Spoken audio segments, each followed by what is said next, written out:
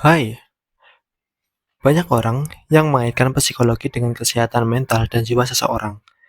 Psikologi juga seringkali digunakan dalam menyelesaikan serangkaian permasalahan yang kompleks dalam kehidupan manusia.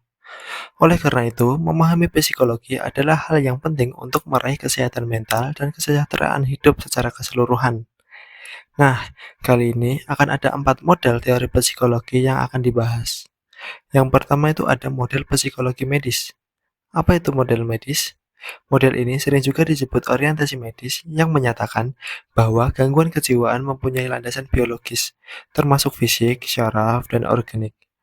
Psikologi medis merupakan suatu penjabaran dari psikologi umum dan psikologi kepribadian untuk ilmu kedokteran. Tujuannya itu untuk mengetahui gambaran biologis manusia dengan gambaran kehidupan kejiwaan, fungsi psikis, berpikir, pengamatan, beserta kehidupan perasaan pada manusia. Berikutnya, yang kedua ada model psikoanalisis. Kenapa sih kita tuh kok sering banget gak bisa menghadapi kenyataan dengan baik? Berdasarkan teori psikoanalisis dari Sigmund Freud, pasti dari kalian ada yang pernah dengar siapa itu Sigmund Freud. Siapa sih Sigmund Freud ini? Sigmund Freud adalah psikolog asal Austria yang lahir pada tahun 1856. Dia dikenal sebagai penemu dan bapak dari aliran psikoanalisis, aliran yang sangat populer dan masih banyak dipakai oleh psikolog dan terapis sampai saat ini. Apa itu aliran psikoanalisis? Dan apa aja sih yang ada dalam teorinya? Tentunya di sini ada banyak banget untuk yang dijelaskan, maka baiknya saya singkat saja. Mungkin saya singkat dengan sesingkat-singkatnya. Psikoanalisis bilang bahwa setiap manusia itu pasti memiliki pikiran, perasaan, keinginan, dan ingatan yang nggak kita sadari. Jadi, setiap manusia itu pasti punya alam bawah sadar. Psikoanalisis percaya bahwa apa yang kita lakuin itu berasal dari alam bawah sadar. Alam bawah sadar itu adalah pendorong utama dari semua tingkah laku kita. Nah, kepribadian kita ini sebenarnya memiliki 3 komponen yang selalu berdinamika dan berkonflik. Komponen pertama ada ID, kedua ada ego, dan ketiga ada superego. Semua ini merupakan komponen yang membentuk semua kepribadian kita. Yang pertama, ID. ID adalah dorongan dari alam diri kita. ID punya peran menjadi semacam insting atau nafsu yang paling dasar pada alam bawah sadar manusia. Jadi, ID ini yang mempengaruhi kita untuk melakukan apapun yang kita inginkan dan 100% pasti akan kita lakukan. Semisal kita ingin makan. Nah, si ID ini mendorong untuk kita ya pasti kita akan makan. Kalau lapar, kita untuk mendorong kita untuk misalnya berbuat hal-hal yang negatif, pasti kita lakukan. Yang kedua ada superego.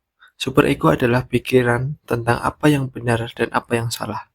Superego ini bisa disebut nilai dan norma yang kamu pegang di kehidupanmu. Kalau ID tadi kan yang mendorong untuk kita agar melakukan apapun yang dimau oleh alam bawah sadar kita. Nah, superego inilah yang akan melarang kita untuk melakukan ID tadi agar tidak 100% terjadi. Karena pasti ID ini akan melintasi pikiran kita. Dan disinilah konflik batin terjadi. Sesudah ID melintas, superego kita itu pasti menyuruh kita untuk berpikir, akankah kita jalani atau tidak dengan keinginan ID ini.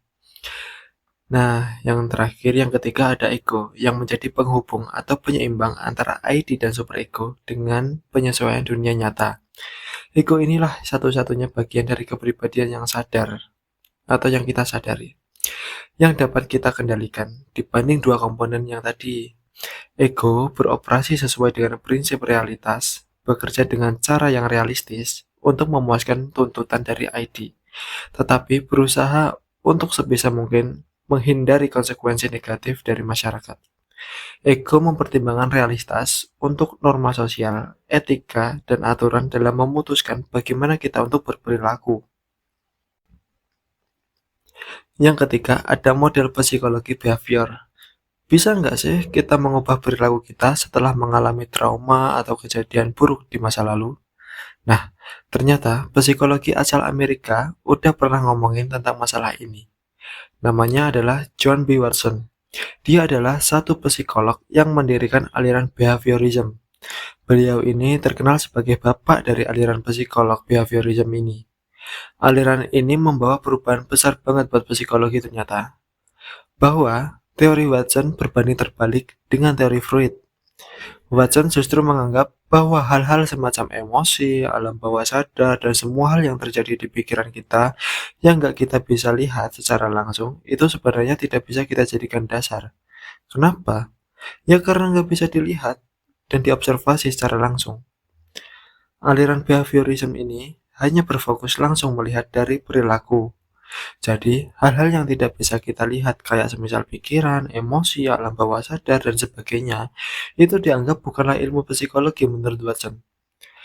Aliran behavior percaya bahwa sebenarnya perilaku manusia dan kepribadian yang terbentuk itu berasal dari pengalaman yang ditimbulkan dari lingkungan.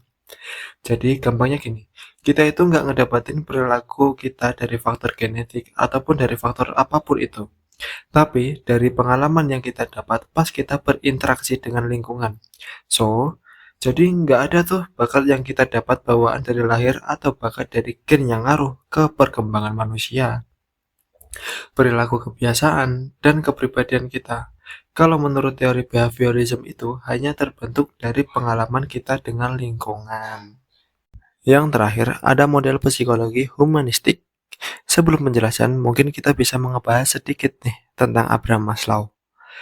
Maslow adalah psikolog pendiri aliran humanistik dan dulu tuh dia pengen ngerti sebenarnya apa sih motivasi hidup orang-orang.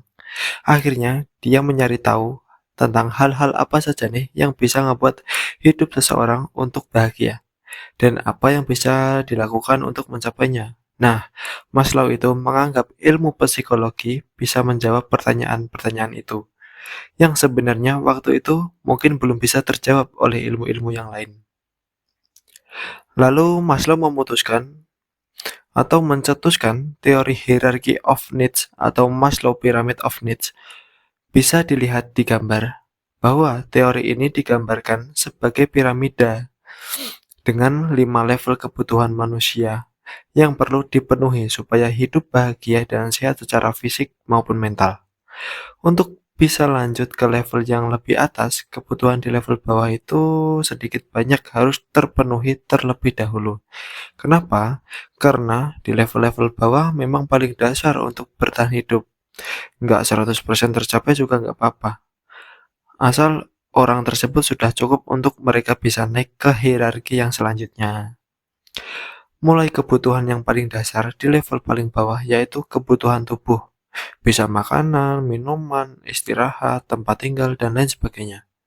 Nah, di level kedua ada kebutuhan akan keamanan.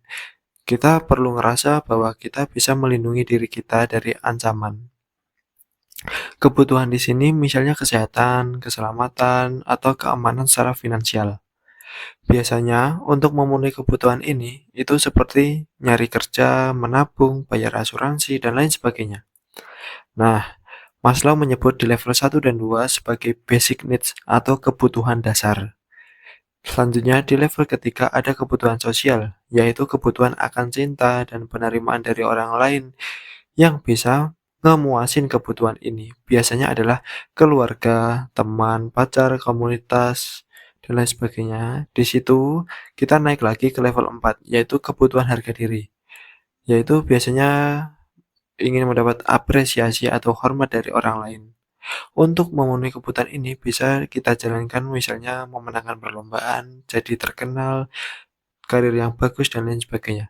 Nah, di level yang 3 dan 4 ini disebut psychological needs atau kebutuhan psikologi. Dan terakhir ada yang menurut Maslow sangat penting dalam mencapai kehidupan yang bermakna, yaitu aktualisasi diri atau kebutuhan untuk hidup sesuai potensi. Jadi yang mengaktualisasikan semua potensi yang mereka miliki seutuhnya. Nah, dalam tulisannya, Maslow sendiri bilang bahwa sebenarnya kita harus berdamai dengan diri sendiri dan menjadi apa yang dikehendaki pada kita.